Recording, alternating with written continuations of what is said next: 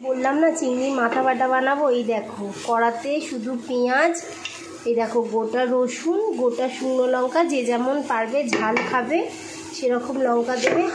ভালো করে চিংড়ি মাছের মাথাগুলোকে ধুয়ে তেলে দিয়ে ভালো করে ভেজে নিতে হবে। আমি ভুলে গিয়েছিলাম ভিডিও করতে বন্ধুরা, তারপর তোমাদের কথা মনে পড়েই ভিডিও আরম্ভ করেছি। মাথাটা মোটামুটি ভাজা হয়েই গেছে।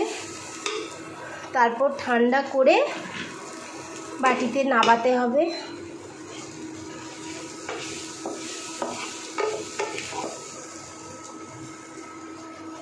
আমি ফার্স্ট টাইম খাচ্ছি বন্ধুরা, আমার হাজব্যান্ড বললো বানিয়ে খেয়ে দেখো, ওই জন্য আমি বানাচ্ছি। কারণ সর্দির মুখে তো কিছু ভালোই লাগছে না খেতে, ওই জন্যে বানাচ্ছি। এই দেখো ঠান্ডা করতে রাখছি এখন বাটিতে।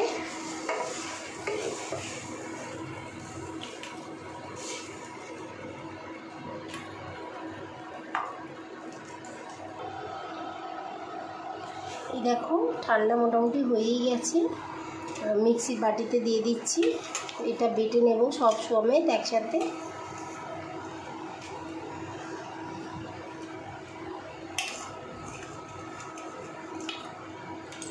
চলো বেটে তারপর আসছি। এই দেখো বন্ধুরা বাটাটা হয়ে গেছে। তারপর কড়াইতে সর্ষের তেল দিতে হবে। এই রান্নাটা কিন্তু টোটালি সর্ষের তেলে রান্না হবে। অল্প করে কড়াইতে সর্ষের তেল দিতে হবে। তারপর কালো জিরে ফোড়ন দিতে হবে।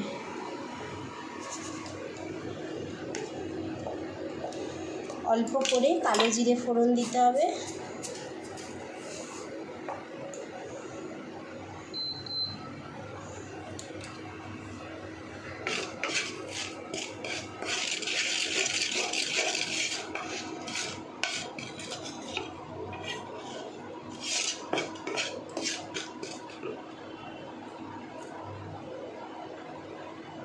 এই দেখো পেঁয়াজ বেটে রেখেছি, এই পেঁয়াজ বাটাটাও দিতে হবে। আমি একবারেই মালাইকারি করবো বলে একবারেই বেটে রেখেছি। অল্প করে পেঁয়াজ বাটা দিতে হবে। পেঁয়াজটাকে ভালো করে ভাজা ভাজা করে নিতে হবে। এই দেখো পেঁয়াজ বাটাটা হয়ে গেছে। তারপর এই একটা পেস্ট, আদা রসুন কাঁচা লঙ্কা, যে যেমন ঝাল খাবে সেরকম দেবে। শুকনো লঙ্কা, চিংড়ি মাছের মাথাগুলো যখন ভাজছিলাম শুকনো লঙ্কা দিয়েছি, কিন্তু আমি একটু ঝাল বেশিই খাই, ওই জন্য একটু কাঁচা লঙ্কা বাটা দিয়েছি। এই দেখো এইটা ভালো করে কষিয়ে নিতে হবে। আদা শুকনো লঙ্কা বাটা আর রসুন বাটা, রসুনও আছে, রসুনটা একটু বেশি বেশি করে দিলে বেশ সেন্ট আছে তো, সেন্টের জন্যই খেতে ভালো হয় বন্ধুরা। আমি কোনোদিন খাইনি, দেখি কেমন হয়। এই দেখো এটা ভাজা ভাজা হয়ে গেছে।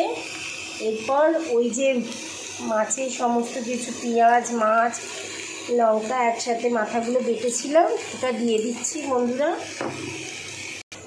এই দেখো পেস্টটা দিয়ে দিয়েছি। এবার অনবরত নাড়তে হবে যাতে নিচে লেগে না যায়।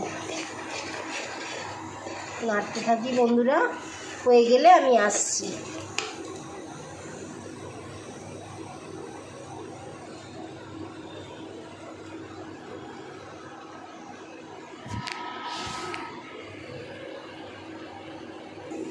সরি বন্ধুরা ভুলে গেছি। এই দেখো নুনটা দিতে হবে।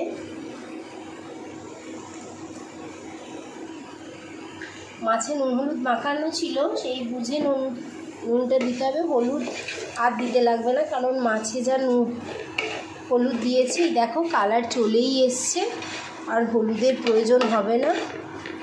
এবার নাড়ছি বন্ধুরা, হয়ে গেলে আমি তোমাদের সামনে আসছি। এই দেখো বন্ধুরা হয়ে গেছে, এবার নামাবো। ভাত খাওয়ার সময় ভাতের সাথে বন্ধুরা একটুখানি কাঁচা সর্ষের তেল এর উপর দিয়ে ছড়িয়ে দেবে। স্মেলটা মানে গন্ধটা শুকেই যা সুন্দর মানে মনে হচ্ছে, খেতে তো দারুণ হবে, আমার যা মনে হচ্ছে। দেখো বন্ধুরা তোমাদের কেমন লাগছে।